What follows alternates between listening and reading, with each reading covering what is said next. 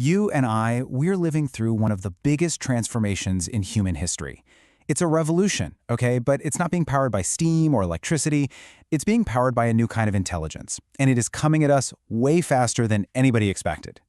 And I'm not talking about science fiction. This isn't some far-off fantasy. We are talking about a practical reality, something that could be here within the next decade. An intelligence that is going to completely rewrite the rules of our economy, our careers, and maybe even our entire society. So, this is the big question, right?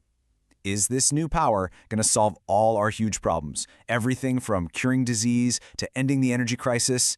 Or is it going to create a future where you have this tiny group of winners at the top and pretty much everyone else is just left with no role to play?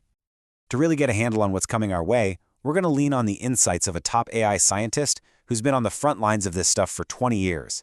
And his analysis, well, it gives us a really clear and honestly, sometimes startling playbook for what to do next. So why is AI all of a sudden exploding right now? I mean, to really get it, we first have to understand why it failed for so long. For decades, AI was basically a punchline in the tech world. It was just this field of broken promises. And look, the scale of this failure was just immense. Back in 1956, the pioneers of AI thought they could crack machine translation in a single summer, a few months. Instead, they hit a wall for 60 years. Even neural networks, the very idea behind today's AI, they were tried back in the 80s and they completely flopped. By the 90s, the whole field was considered a dead end. Seriously, something fundamental had to change. See, the old way was trying to explain reality to a computer with rules. Imagine trying to write code for every single possible way a cat can look. It has fur, it has pointy ears, it has 4 legs. Okay, but what if it's hiding behind a chair, or it's just an orange blur running by? It's impossible, right? This new way, with neural networks, it's kind of inspired by how our brains work. It doesn't use rules. You just show the machine a million pictures of cats, and it figures out the abstract idea of cat all by itself. This was the big conceptual leap. But it still didn't work, not until 3 very different things finally came together all at once. So after 60 years of this AI winter, AI finally had its big bang moment. And you'll never guess where it came from. The world of video games. Seriously. It took 3 key ingredients, all hitting at the exact same time. First, the algorithm, that neural network idea that they had abandoned back in the 80s. Second, the data. By 2012, the internet had become this gigantic library of text and images. I mean, the perfect training ground. But that final piece, the hardware, that was the accidental key that unlocked the whole thing. Think about it. GPUs, graphics processing units, they were built for one job, to render millions of pixels on a screen all at once to make video games look realistic. Well, researchers realized that the math for training a neural network could be done in parallel, just like pixels. So they grabbed a couple of gaming GPUs, fed them a million pictures of cats, and bam, it worked. They could process all those neurons at the same time, making AI training thousands of times faster. The success was so sudden and so total, it was a game changer.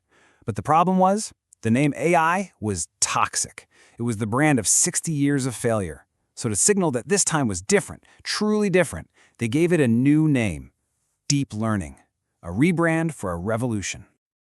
So, this revolution in processing power, it did more than just create better cat pictures. It immediately started to reshape the entire economy in a way that nobody saw coming. It's not replacing the jobs we all thought it would. It's actually doing the exact opposite. I mean, the data is just wild. In fields like software development, even creative design, hiring for recent graduates has totally collapsed. And why? Well, AI can now handle the basic, repetitive tasks that used to be the training ground for junior employees. At the same time, demand for senior, experienced experts is going up. You need them to manage the AI, to check its work, and to solve the really hard problems. It's like we're sawing off the bottom rung of the career ladder.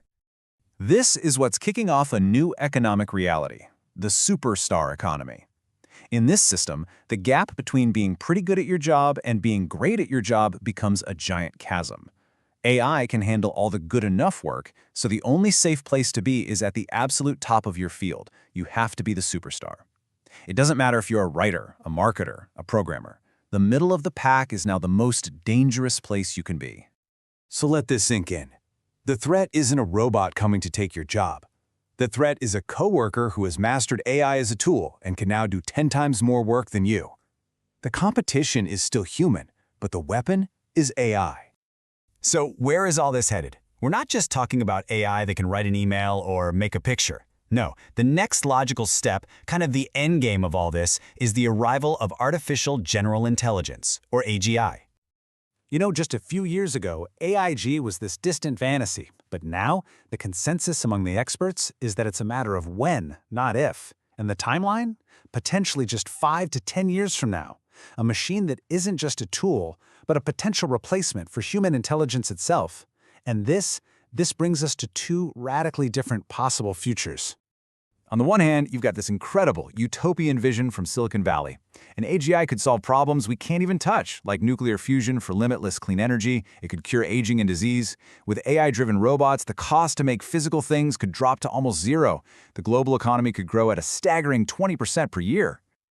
But what happens when the thing you automate isn't just physical labor, but thought itself?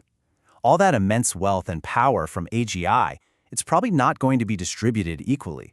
It could get concentrated in the hands of the very, very few who own the systems, creating a society that looks like something from centuries ago. This could lead to a rise of something called techno-feudalism.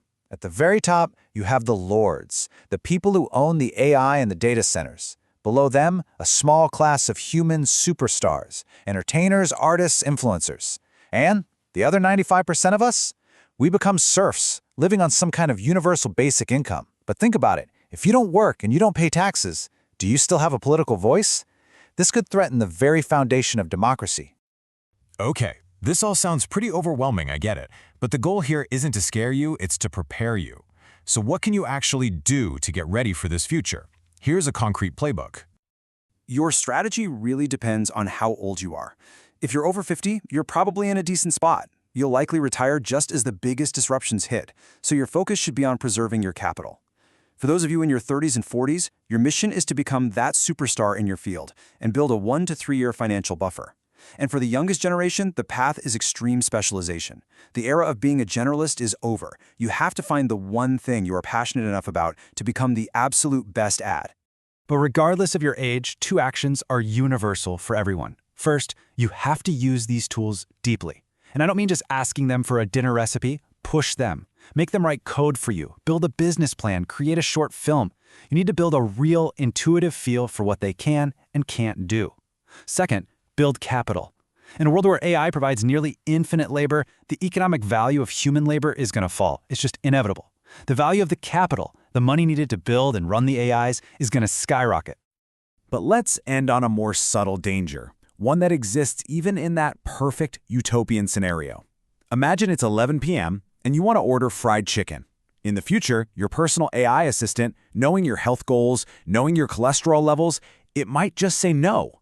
It might literally block the order and suggest a salad instead, because it knows what's best for you. And that's really the final thought I want to leave you with.